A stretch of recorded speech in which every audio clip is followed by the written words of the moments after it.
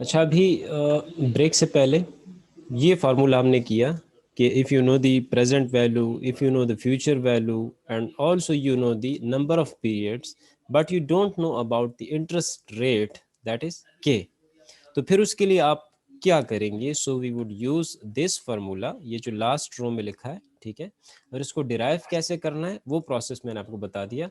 If you forget this formula in the paper in exam, तो फिर आप उसी पहले फार्मूला से, जो future value of single amount का फार्मूला था, आप उसी से इस फार्मूला को डिराइव कर सकते हैं इफ यू वांट। अब इसी पे क्वेश्चन करते हैं, ठीक है। सपोज यू इन्वेस्टेड $50,000, $50,000 आपने इन्वेस्ट किए, and 10 years later the value of your investment has grown to $1,18,368। यही $50 की इन्वेस्टमेंट जो आपने की, 10 साल बाद ये पैसे बन गए 1,18,368। अब आपसे ये पूछ रहे हैं कि what is your compounded annual rate of return over this period. Annual rate of return कितना बनता है इस पे, मतलब के कितना बनता है। तो मैं सिंपली यहाँ पे आपको बता दूं, you invested $50,000, so this is your present value, ठीक है, P V, and 10 years later, so these 10 is the number of periods, it would be n। और फिर ये कहा है कि आपके 50,000 बन जाते हैं फ्यूचर में 1,18,368, so this 1,18,368 is your future value. और जो नहीं पता आपको, तो वो के नहीं पता कि के कितना है, ठीक है, रिटर्न इस पे कितना है, इंटरेस्ट रेट कितना है। सो उसके लिए फार्मूला जो अभी हमने यूज किया वही फार्मूला है, K is equal to future value divided by present value whole power 1 और n माइनस 1, ठीक है। सिंपली आप इसमें आप वैल्यूज पुट करें, मैंने आपको सारी वैल्यूज बता दी, फ्यूचर वैल्यू, प्रेजेंट वैल्यू, हर एक चीज बता दी। आप वो वैल्यूज इसमें पुट करें, फ्यूचर वैल्यू फिर प्रेजेंट वैल्यू पुट करें, एंड 1 ओवर n, n क्या है 10 और -1।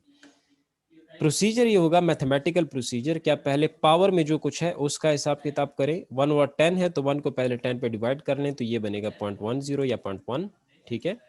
फिर आप इन दोनों को डिवाइड करें, 1,18,368 उसको डिवाइड करें 50,000 पे, और फिर उसका पावर लें 0.1, ठीक है। कैलकुलेटर में एक बटन होता है, एक्स पावर वाई लिखा होता है, या अक्सर ऐसे एक उसके ऊपर सिंबल होता है ऐसे। तो ये भी पावर का सिंबल है। तो आप पहले नंबर लिखें, जिस नंबर का आपने पावर लेना है वो लिखें, फिर एक्स पावर वाई, इस तरह का बटन होता है, एक्स पावर वाई ऐसे, या ये बटन होगा पावर साइन। तो इन दोनों में जो भी बटन आपके कैलकुलेटर में होगा आप उसको प्रेस करें और फिर लिखें 0.1 इज इक्वल टू, तो आ जाएगा 1.09। फिर फार्मूला में है -1, तो 1 को माइनस कर दें तो ये बचेगा 0.09, या अब परसेंटेज में हम बताएं तो 100 से मल्टीप्लाई कर लें सिंपली, तो ये बन जाएगा 9%। सो 9% इज द एक्युमुलेटेड और कंपाउंडेड एनुअल इंटरेस्ट रेट, या रेट ऑफ रिटर्न कहें, जो भी आप कहना चाहते हैं, ये बनता है 9% जब आपकी प्रेजेंट वैल्यू हो सर अगर ये पीरियड 50,000 और 10 साल बाद वो बन जाए 1,18,368, तो मतलब उस पे रिटर्न टोटल आपने कमाया 9%। सिंपल इज दैट, ठीक है। अच्छा, अब यहाँ पे मैंने सर लिखा तो नहीं है, मैं आपको वर्बली बता देता हूँ रिलेशनशिप्स, ठीक है, इन सारी चीज़ों का। देखिए यहाँ पे चीज़ें क्या है, फ्यूचर वैल्यू, प्रेजेंट वैल्यू, के और एन, ये 4 चीज़ें हैं, ठीक है। जब हम फ्यूचर वैल्यू कैलकुलेट करते हैं तो फ्यूचर के साथ प्रेजेंट वैल्यू का रिलेशनशिप क्या है, पॉजिटिव है। मतलब अगर प्रेजेंट वैल्यू ज्यादा होगी तो फ्यूचर वैल्यू भी ज्यादा होगी, ठीक है। अगर आप इन्वेस्टमेंट ज्यादा कर रहे हैं तो ऑब्वियसली फ्यूचर में ज्यादा पैसे बनेंगे, इन्वेस्टमेंट कम कर रहे हैं तो फ्यूचर में कम पैसे बनेंगे। यहाँ पे हमने 1000 के लिए किया ना, अगर ये 2000 हो जाए प्रेजेंट वैल्यू, तो फ्यूचर वैल्यू फिर 1216 नहीं, ये फिर 2200 समथिंग होगा। अच्छा, इसी तरह फिर फ्यूचर वैल्यू का के साथ क्या रिलेशनशिप होगा, वो भी पॉजिटिव होगा, क्योंकि इंटरेस्ट रेट यहाँ पे 4% है। अगर ये आप बढ़ा दें, इंक्रीज कर दें, 5% कर दें, 8% कर लें, 10% कर लें, जितना आप इंटरेस्ट रेट को इंक्रीज करेंगे आपकी फ्यूचर वैल्यू इंक्रीज करेगी। तो इनके बीच में भी पॉजिटिव रिलेशनशिप है, future value and K. And future value and n के बीच में भी पॉजिटिव रिलेशनशिप है, ठीक है। अब ये जो क्वेश्चन हमने किया ये 5 ईयर्स के लिए किया, इसमें n क्या था 5, तो आंसर आया 1216.65। ठीक है, अब अगर ये n 5 नहीं, इसको आप 10 कर दें, फिर ये 1216 नहीं, ये शायद 1400 के ऊपर चला जाए, शायद 1500 पे पहुंच जाए, क्योंकि जितना ज्यादा साल आप उसके ऊपर इंटरेस्ट ऐड कर रहे हैं, ठीक है, आपकी इन्वेस्टमेंट जितना ज्यादा टाइम गुजारेगी मतलब उस पर उतना ही ज्यादा इंटरेस्ट लगेगा और फ्यूचर वैल्यू आपकी ज्यादा हो जाएगी। तो जब हम फ्यूचर वैल्यू फाइंड आउट करते हैं तो फ्यूचर वैल्यू के साथ इन सब का रिलेशनशिप क्या होता है, पॉजिटिव होता है।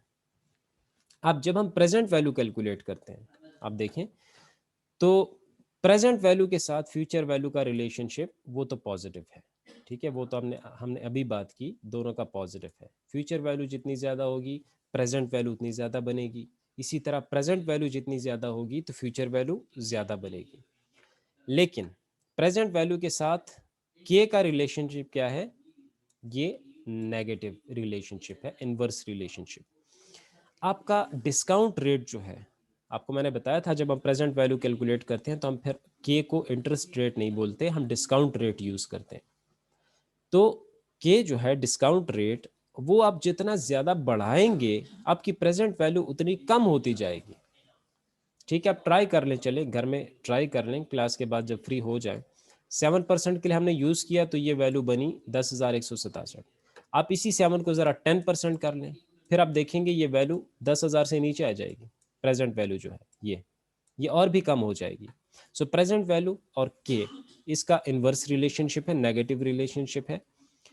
एन के साथ प्रेजेंट वैल्यू का क्या रिलेशनशिप है, वो भी नेगेटिव है। ठीक है, यहाँ पे हमने एन यूज़ किया है 10 ईयर्स, ठीक है, एन 10 है, आप ज़रा 10 को 15 कर लें, 20 कर लें, फिर आप देखेंगे प्रेजेंट वैल्यू और भी कम हो जाएगी।